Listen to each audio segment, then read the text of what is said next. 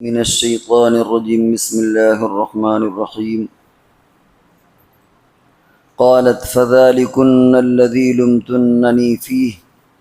ولقد راودته عن نفسه فاستعصم ولئن لم يفعل ما آمره ليسجنن وليكونن من الساغرين۔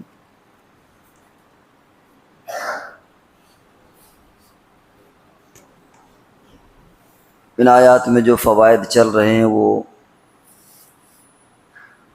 آپ کے سامنے سلسلے وار آ رہے ہیں۔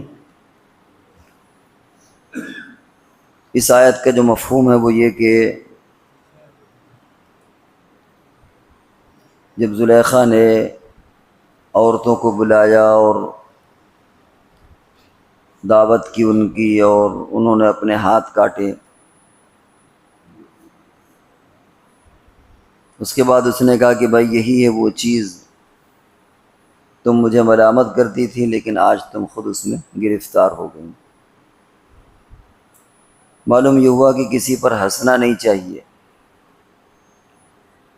روایتوں میں آتا ہے من ضحکا ضحکا، جو کسی پر ہنستا ہے خود اس پر ہنسا جائے گا۔ یعنی اگر کوئی آدمی کسی کی غلطیوں پر، کسی کے گناہ پر وہ مذاق اڑائے، ہنسے، تو خود وہ اس میں کبھی نہ کبھی گرفتار ہوتا ہے۔ بعض مفسرین نے ایک بڑی عجیب بات لکھی ہے کہ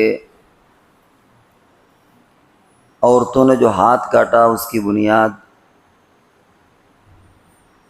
مبہوت ہونا نہیں تھا، بلکہ یعنی حسن سے مروب ہونا، بلکہ اس کی بنیاد خودکشی تھی۔ گویا اپنی طرف رجھانے کی ایک دھمکی تھی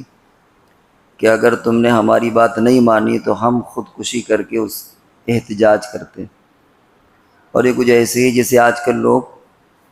جب جھوٹے عشق میں گرفتار ہوتے ہیں تو کوئی اپنی انگلی کاٹتا ہے، کوئی نس کاٹتا ہے، کوئی کچھ کاٹتا ہے، کوئی کچھ کاٹتا ہے، یہ بتانے کے لیے کہ ہمیں سچی محبت ہے اور اگر تم نے ہماری بات نہیں مانی تو ہو سکتا ہے کہ ہم اگلا قدم اور اٹھا کر کے جان بھی دے دیں۔ بعض مفسرین نے اس طرف بھی، لیکن عموماً جو مفسرین نے لکھا ہے وہ یہی کہ وہ حسن سے مبہوت رہ گئیں اور اس کی وجہ سے انہوں نے اپنے ہاتھ کاٹ لیے۔ زلیخا نے کہا یہی ہے وہ چیز جس پر تو نے مجھے تانا دیا تھا، ٹانٹنگ کسی تھی، تانا دیا تھا، مذاق اڑایا تھا، آج تم خود اسی میں گرفتار ہو گئی۔ وَلَقَدْ رَاوَدتُّهُ عَن نَفْسِهِ، اور سچی بات یہ کہ قصور میرا تھا، میں نے بہکایا تھا لیکن یہ بچ نکلا۔ یہ اتنا عزم کا پکا تھا کہ میں نے اس پر ڈورے ڈالے لیکن اس پر میرا کوئی وار کارگر نہیں ہوا اور یہ محفوظ بچ کے نکل گیا۔ اس سے ایک چیز اور معلوم ہوئی کہ اگر بندہ واقعی گناہ سے بچتا ہے اور کبھی اس کو کچھ لوگ بدنام کرنے کی کوشش بھی کرتے ہیں تو اللہ تعالیٰ اس کی عفت اور پاک دامنی کے اسباب پیدا کر دیتے ہیں، اور خود جنہوں نے الزام لگایا انہی کی زبانی اللہ تبارک و تعالیٰ لوگوں کے سامنے صفائی بھی دلوا دیتے ہیں تاکہ اس کا کیریکٹر بالکل صاف ستھرا رہے، صحیح سالم رہے۔ چنانچہ یہاں زلیخا نے سب کے سامنے اعتراف کیا کہ ڈورے میں نے ڈالے، غلطی میری تھی، بہکایا میں نے، لیکن یہ اپنے آپ پر اس نے قابو پایا، یا اپنے آپ کو اس نے روکے رکھا اور میرا وار اس پر نہیں چل سکا۔ لیکن ایک وارننگ آگے اور دی اس نے، اور اس سے معلوم ہوتا ہے کہ اس معاشرے میں کتنی ڈٹائی تھی کہ ایک تو گناہ کی بات اور پھر دوبارہ پھر اس پر بضد ہونا۔ اس نے کہا وَإِن لَّمْ يَفْعَلْ مَا أَمْرُهُ، اگر یہ نہ کرے گا وہ کام جو میں کر رہی ہوں، یہ میری بات نہیں مانے گا، لَيُسْجَنَنَّ، تو اسے قید میں ڈال دیا جائے گا، اسے جیل کی ہوا کھانی پڑے گی، وَلَيَكُونَن مِّنَ السَّاغِرِينَ، اور پھر ظاہر بات ہے کہ بے عزت ہوگا، ذلیل ہوگا، جیل میں بھی بے عزتی ہوگی۔ جب جیل جائے گا تو لوگ پوچھیں گے کیوں گیا کیوں گیا کیوں گیا، تو میں جیسا کہوں گی ویسے لوگ مان لیں گے، کیونکہ ظاہر ہے کہ دنیا ان چیزوں کو مانتی جس کا چلن زیادہ ہوتا ہے۔ آج دیکھیں کہ میڈیا کے ذریعے سے کیا کیا چیزیں پھیلائی جا رہی ہیں، حقیقت کچھ ہے، خرافات کچھ ہے، سچ کچھ ہے، غلط کچھ ہے، لیکن غلط چیزوں کو بھی میڈیا کے ذریعے سے صحیح ثابت کیا جا سکتا ہے۔ تو اس نے کہا یہ ذلیل ہوگا اگرچہ اس کی غلطی ہے، نہیں ہے، لیکن چونکہ میڈیا ہمارا ہے، یعنی اس زمانے کے اعتبار سے جو بھی میڈیا ہو، میڈیا ہمارا ہے، ہم جیسا کہیں گے ویسا ہوگا، اور جیسا ہم پورے شہر کے اندر اس کے بارے میں باتیں پھیلائیں گے لوگ وہی جانیں گے، تو اس معنی کریے ذلیل بھی ہوگا، جیل میں بھی ذلیل ہوگا، اور جانے کی جو وجوہات ہوں گی ان میں بھی ذلیل ہوگا۔ یہ ایک الگ بات ہے کہ اللہ تبارک و تعالیٰ جس کو چاہے عزت دے، جس کو چاہے ذلت دے۔ یوسف علیہ السلام کو اللہ نے کس طریقے سے بچایا اور کیسی عزت دی کہ انسان سوچ بھی نہیں سکتا، لیکن اس نے اپنا کام کیا اور اس نے دھمکی دی اور آخر میں جیل بھی بھجوایا۔ اب یہاں ایک دو چیزیں اور معلوم ہوتی ہیں ان عورتوں کے تعلق سے، کہ ایک تو یہ کہ کسی کے عیب پر ہنسنا نہیں چاہیے۔ حدیث میں آتا ہے لا تظہر الشماتۃ باخیک فیعافیہ اللہ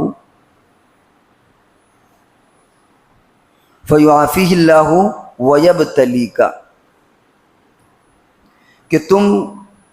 خوش نہ ہو کسی کی مصیبت پر، کسی کی پریشانی پر، یا کسی کے گناہ پر اس کا مذاق مت اڑاؤ، کسی کی مصیبت پر خوش نہ ہو، جس کو شماتت اعدا کہتے ہیں، کیونکہ پھر اللہ تبارک و تعالیٰ اس کو تو نجات دے دے گا اور تم کو اس میں مبتلا کر دے گا، پھر کیا کرو گے؟ کیونکہ ظاہر ہے کہ کوئی بھی مصیبت آتی ہے وہ اللہ کی طرف سے آتی ہے، اس میں بندے کا کوئی وہ نہیں ہوتا عمل دخل، تو پھر اس میں خوشی کا کیا مطلب ہوا؟ اسی طرح ایک اور حدیث میں آتا ہے من ذب عن اخیہ المسلم ذب اللہ عن وجہہ النار یوم القیامہ، کہ جو آدمی اپنے مسلمان بھائی، اور حضور علیہ السلام جب مسلمان کہتے ہیں تو اس لیے کہ اس معاشرے میں سب مسلمان تھے، اس کا یہ مطلب نہیں کہ کسی غیر مسلم کی بے عزتی کی جائے، انسانیت میں وہ بھی شامل ہیں، ان کی بھی عزت اور احترام ملحوظ رکھا جائے گا۔ تو جو آدمی کسی کی عزت کا ڈیفنس کرے، یعنی اگر کہیں پر بے عزتی ہو رہی ہو، اس کی عزت پر بٹا لگ رہا ہو، اور یہ آدمی دفاع کرے، ڈیفنس کرے، تو اللہ تبارک و تعالی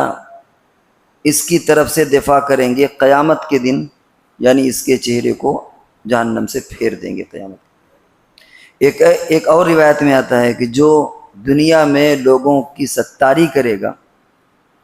اللہ تبارک و تعالیٰ اس کی وہاں پر ستاری کریں گے جہاں وہ ستاری کا سب سے زیادہ محتاج ہوگا، اور وہ آخرت کا۔ کیونکہ دنیا میں ظاہر ہے کہ اگر کسی کا عیب کھلا تو سب کے سامنے نہیں آ پائے گا، ممکن ہے والدین مر چکے ہوں، یا ابھی بچے چھوٹے ہوں، تو اگر کسی آدمی کا عیب کھولا گیا تو یا تو باپ نہیں ہے، والدین نہیں ہے، یا یہ کہ بچے چھوٹے ہیں، ایک کے سامنے رسوا ہوا، دوسرے کے سامنے نہیں، کچھ رشتہ دار مر چکے ہیں، کچھ نہیں کچھ، لیکن آخرت میں تو سارے لوگ موجود ہوں گے وہاں، چھوٹے بڑے، باپ بیٹے بھائی رشتہ دار، بزرگان دین اور انبیاء اور اولیاء، اور سب کے سامنے جب اس کی ریل چلا دی جائے گی تو کتنا رسوا ہوگا وہ تھی کہ اللہ میاں ہماری یہ اس رسوائی سے اچھا تھا کہ آپ جہنم میں بھیج دیجیے، یہاں رسوا نہ کریے۔ تو اگر دنیا میں کوئی آدمی کسی کی ستاری کرتا ہے، کوئی اوپر پردہ ڈالتا ہے، تو اللہ تعالیٰ فرماتے ہیں ہم اس کی ستاری وہاں پر کریں گے جہاں وہ ستاری کا سب سے زیادہ محتاج ہوگا۔ اسی طرح ایک اور حدیث میں آتا ہے کہ جب آپ کسی کو پریشان حال دیکھیں تو ایک دعا پڑھیں، الحمدللہ الذی عافانی مما ابتلاک بہ وفضلنی علی کثیر ممن خلقنا تفضیلا، کہ تمام تعریفیں اس اللہ کے لیے جس نے مجھے عافیت بخشی ان چیزوں سے جس میں تم کو مبتلا کیا یا اس کو مبتلا کیا، اور مجھے بہت سارے انسانوں سے فضیلت دی۔ اس حدیث کی مختصر تشریح انشاءاللہ کل ہو جائے گی کیونکہ وقت ہو گیا، اور اگلا جو مرحلہ یہاں سے شروع ہو رہا ہے وہ اب جیل جانے کا ہے۔ اس نے جیل بھجوایا، یوسف علیہ السلام کے سامنے دو آپشن رکھے، یا تو یہ آپشن ہے اور یا جیل جانے کا آپشن ہے۔ چنانچہ یوسف علیہ السلام نے جیل جانے کے آپشن کو قبول کیا، اور اب ایک نئی گویا کہ نئی سمت کی طرف ایک واقعہ بڑھ رہا ہے، وہ انشاءاللہ